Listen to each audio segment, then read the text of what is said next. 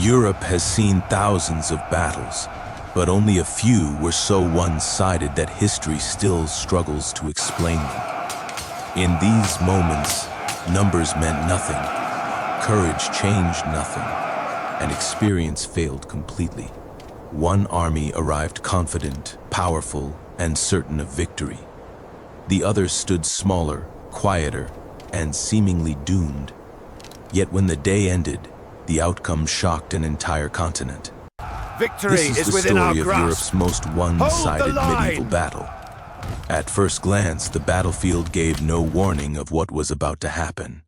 Open lands stretched ahead, broken by gentle hills, narrow approaches, and natural barriers shaped over centuries. To most commanders, it looked manageable. To those who truly understood warfare, it was dangerous.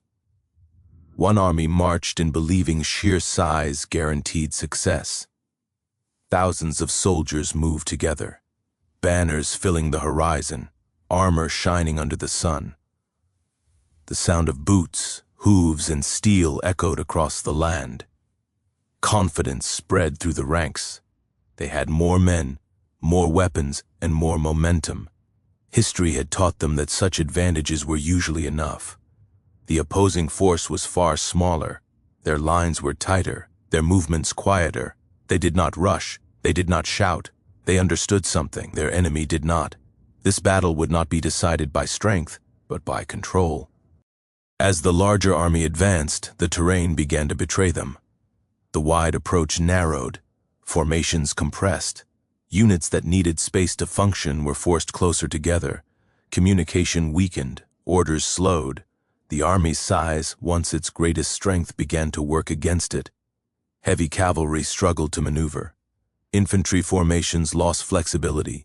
Supply wagons clogged narrow paths. Soldiers grew tired faster than expected.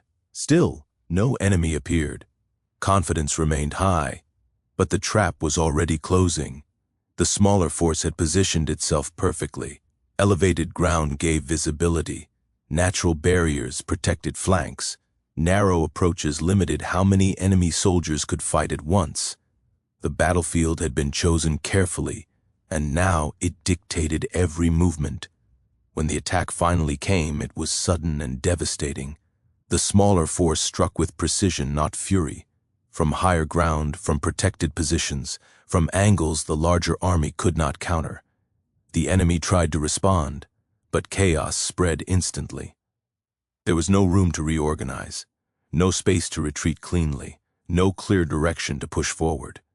Within moments, formations collapsed. Soldiers did not flee because they were cowards. They fled because the battlefield allowed no control. Horses panicked in tight spaces. Units collided with each other. Commands were lost in the noise. Confusion spread faster than fear.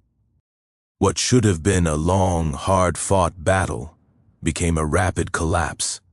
The smaller army held its ground calmly. Every movement was planned. Every step was supported by terrain. While the larger force struggled to react, the defenders acted decisively. Discipline defeated disorder. Position defeated numbers. The psychological impact was devastating. When soldiers realize their strength means nothing, morale disappears. Confidence turns into doubt. Doubt turns into panic. Panic destroys armies faster than any weapon. Within a short time, the battle was effectively over. The larger army, once overwhelming, now scattered. Retreat routes were blocked or narrowed. Escape turned chaotic. The terrain that had slowed them before now trapped them completely. Victory slipped away not inch by inch, but all at once. When silence finally returned to the battlefield, the imbalance was impossible to ignore. A force that should have dominated had been shattered. A smaller army stood victorious, not because of luck, but because of preparation and understanding. News of the defeat spread quickly across Europe. Commanders were stunned. Chroniclers struggled to explain how such a powerful force could fall so completely. Excuses were made. Blame was placed. But the truth was simpler than anyone wanted to admit. The battle had been decided before it began. Throughout medieval history, this lesson repeated itself. Armies that respected terrain survived. Armies that ignored it paid the price. Numbers could intimidate, but they could not overcome narrow ground. Armor could protect, but it could not restore mobility. Courage could inspire, but it could not replace coordination. This battle became a warning to future generations. It showed that warfare is not only about men and weapons. It is about space, movement, vision, and control. It is about understanding where you fight, not just who you fight.